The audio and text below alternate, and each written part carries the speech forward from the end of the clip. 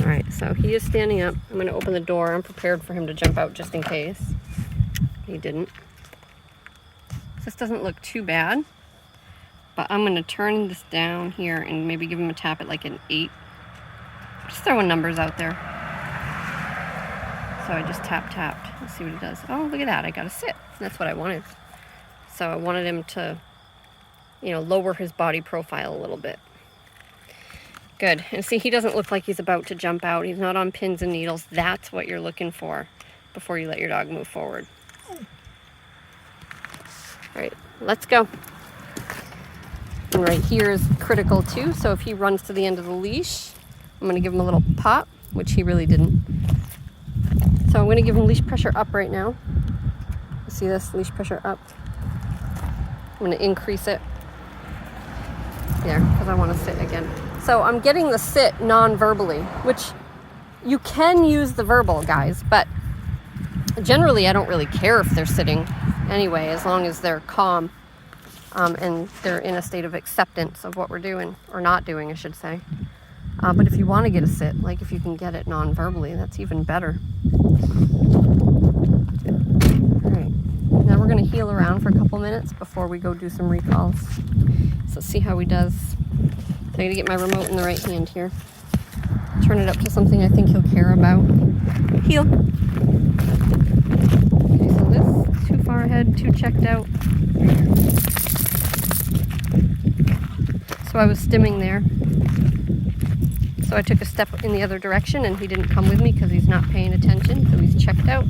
Still a little too far ahead. See, if I turn left right now, let's see what happens. I trip all over the dog. So he's too far ahead.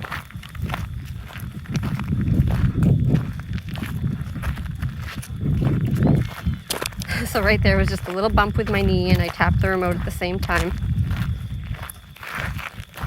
So I didn't tap that time. I know it looked like I did, but that's because he was anticipating it, which is good. That's what I want.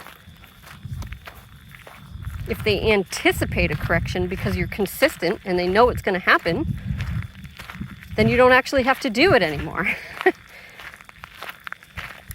So I'm stimming here because he's trying to sniff. Now, if you have a reactive dog, these moments matter. You have to tell the dog they're not autonomous. Don't look for things to get excited about. Yes, you can go be excited when I invite you to. You don't have to be looking for something to concern yourself with all the time. So, and he's needing really high numbers right now.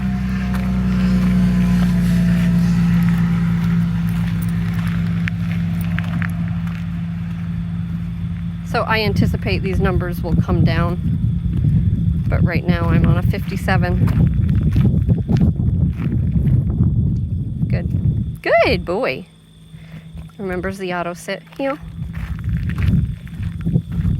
So I want to get this cleaned up before I work on any recall. I mean, if he can't heel on a short leash, then I'm not going to expect him to go 20, 30, 40 feet away from me and come back when I call him. So sometimes we start to allow our dogs to slip back into that autonomous state where they're just making their own decisions. And so then in the big moment, so to speak, where there's triggers around and other things that are a lot more interesting than you can't expect them to give up their autonomy all of a sudden and just do what they're asked. So that's really common.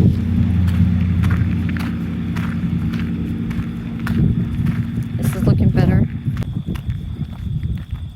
Good, good. So some people just pulled in, so I'm gonna walk by and I bet you he's gonna try to stare over his shoulder at them. So that'll be a good opportunity for me to tell him to never mind the people pulling in, the people getting out of their car. And again, it's like if he can't do that, then we can't expect him to ignore other dogs and the things he really cares about a lot.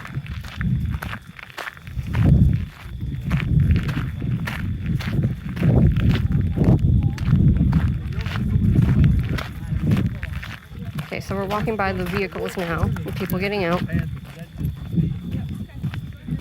Let's see if he does any looking over his shoulder. And I'm ready. My finger's on the button, so I'm ready to tap if he starts looking over his shoulder, and he didn't.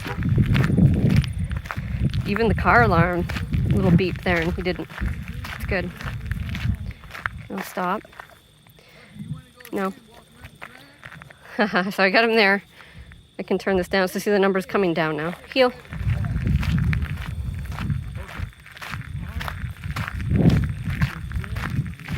So there's people behind us now on the walking path. I can hear them talking.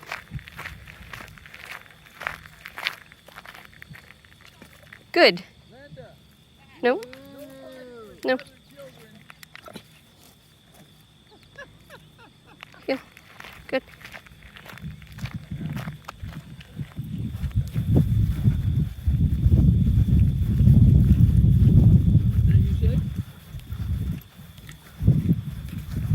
You okay?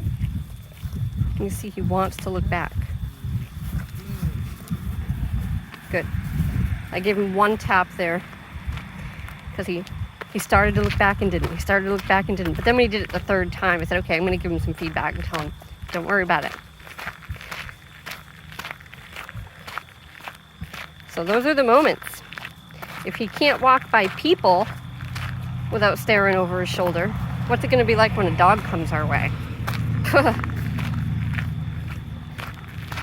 So you got to look at the big picture. All the small moments throughout the day, in the house, on the walk.